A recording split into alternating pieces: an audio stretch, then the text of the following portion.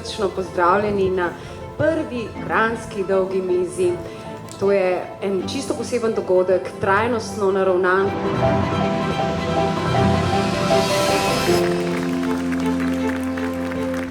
V Kranju zelo veliko delamo na zelenem, na trajnostnem in ta trajnostna oblika dejansko nam predstavlja tudi prihodnost.